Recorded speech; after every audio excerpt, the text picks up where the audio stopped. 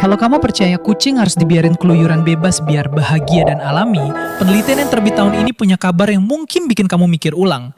Kucing yang bebas berkeliaran bisa hidup 2-3 tahun lebih pendek dibanding kucing yang dijaga di lingkungan terbatas. Di banyak rumah tangga, termasuk di Indonesia, ada anggapan umum, kucing itu hewan bebas. Jadi kalau dikurung terus di dalam rumah, dia jadi stres dan gak bahagia. Anggapan ini bukan tanpa alasan. Kucing memang punya naluri berburu dan menjelajah yang kuat, dan kita sering lihat sendiri betapa senangnya kucing waktu dilepas keluar. Makanya banyak yang membiarkan kucingnya keluar masuk rumah sesuka hati, dengan niat baik supaya kucingnya nggak tersiksa di dalam rumah terus. Tapi kajian ilmiah yang terbit pertengahan tahun ini justru menunjukkan sisi lain dari kebiasaan ini, sisi yang jarang dipikirkan pemilik kucing, risiko nyata terhadap nyawa kucing itu sendiri, yang selama ini tertutup oleh anggapan bahwa keluar rumah itu alami dan pasti lebih baik. Penelitian ini menyimpulkan bahwa kucing yang dibiarkan berkeliaran bebas di luar rumah punya harapan hidup 2-3 tahun lebih pendek dibandingkan kucing yang dipelihara di lingkungan yang lebih terbatas dan terkontrol. Angka ini didapat dari perbandingan data harapan hidup dalam skala besar, bukan cuma dari beberapa kasus saja, dan konsisten ditemukan di berbagai kelompok kucing yang diteliti.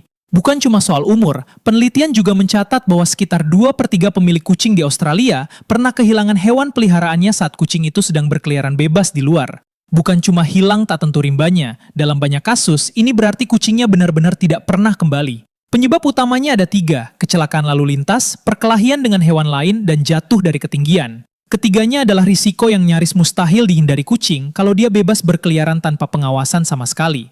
Yang perlu digarisbawahi, risiko-risiko ini bukan cuma teori di atas kertas. Di banyak lingkungan perkotaan, termasuk di Indonesia, kepadatan kendaraan dan minimnya ruang hijau membuat kucing yang berkeliaran bebas menghadapi kondisi yang jauh lebih berbahaya dibanding beberapa dekade lalu, ketika jalanan masih relatif sepi dan ruang terbuka masih luas. Kucing yang dulunya bisa berkeliaran dengan risiko relatif kecil, sekarang harus menghadapi lalu lintas yang jauh lebih padat, bangunan yang lebih rapat, dan lebih sedikit ruang aman untuk berlindung.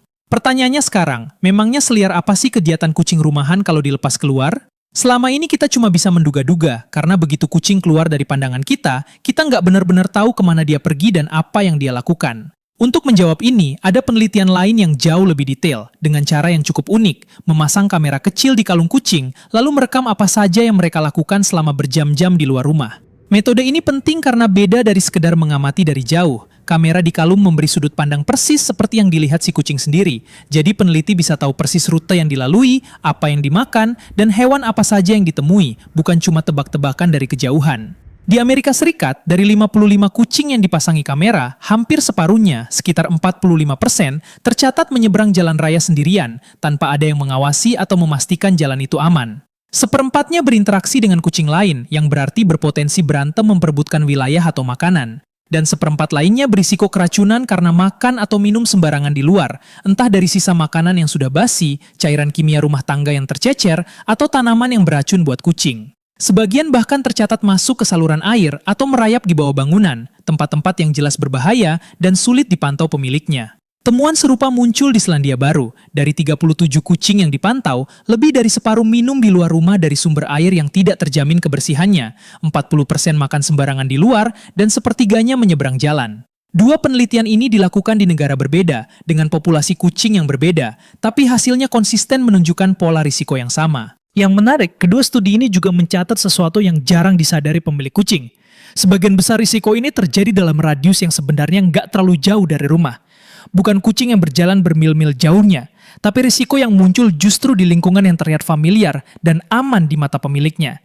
Ini yang bikin risikonya sering luput dari perhatian, karena areanya terlihat dekat dan dikenal, padahal justru disitulah sebagian besar insiden terjadi.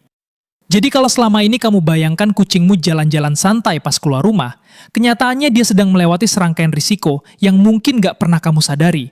Dan risiko-risiko itu terjadi berulang kali, setiap kali dia keluar, bukan cuma sesekali kebetulan. Tapi, dan ini bagian pentingnya, jangan langsung disimpulkan sebaliknya.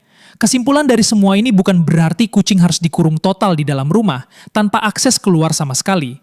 Solusi yang terlalu ekstrim ke arah lain juga bukan jawaban yang tepat. Penelitian lain yang juga terbit tahun ini justru menunjukkan hal menarik. Kucing yang punya akses aman ke area luar rumah, misalnya halaman atau teras yang berpagar, justru menunjukkan tingkat kesejahteraan yang lebih baik, apalagi kalau tinggal bersama kucing lain di rumah yang sama. Ini masuk akal kalau dipikir begini.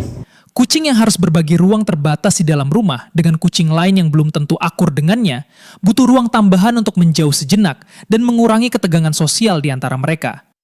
Konsep ini sebenarnya sudah diterapkan di banyak negara dengan sebutan catio, singkatan dari cat dan patio, yaitu area luar ruangan yang sepenuhnya tertutup jaring atau pagar, tapi tetap membiarkan kucing merasakan udara luar, sinar matahari, dan suara-suara dari luar rumah. Beberapa desainnya bahkan cukup sederhana, hanya berupa perpanjangan jendela dengan jaring pengaman tanpa perlu renovasi besar-besaran. Buat yang belum bisa bikin catio permanen, ada juga opsi yang lebih sederhana. Tali pengaman khusus kucing, cat harness, yang memungkinkan kucing jalan-jalan di halaman sambil tetap diawasi langsung, atau kandang luar ruangan portable yang bisa dipindah-pindah sesuai kebutuhan. Intinya bukan soal seberapa besar atau mahal fasilitasnya, tapi soal ada nggaknya lapisan pengaman antara kucing dan risiko-risiko yang sudah kita bahas tadi, jalan raya, hewan liar, dan area yang tidak terpantau.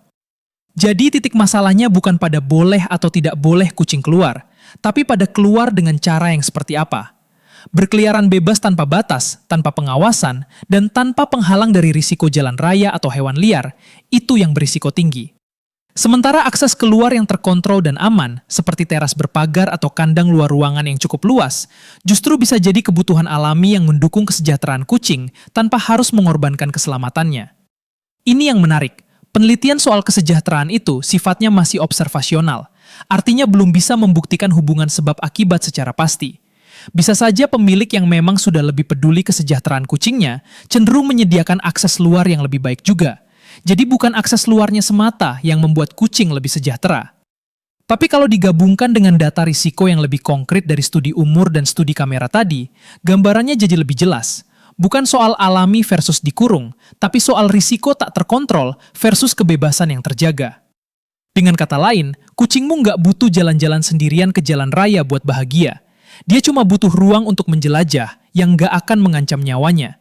Dan itu bisa disediakan tanpa harus melepasnya begitu saja ke dunia luar yang penuh risiko tak terduga. Jadi, kalau kamu selama ini ngerasa bersalah karena kucingmu cuma di dalam rumah terus, sains sebenarnya ada di pihakmu. Yang jadi PR-nya justru gimana caranya kasih dia ruang eksplorasi yang aman, bukan sekedar melepasnya begitu saja keluar dan berharap yang terbaik. Kucingmu sekarang tipe yang mana? Bebas berkeliaran atau di dalam rumah terus? Tulis di komentar. Dan kalau kamu jadi mikir ulang soal ini setelah nonton video ini, subscribe buat lebih banyak fakta dunia kucing yang jarang dibahas.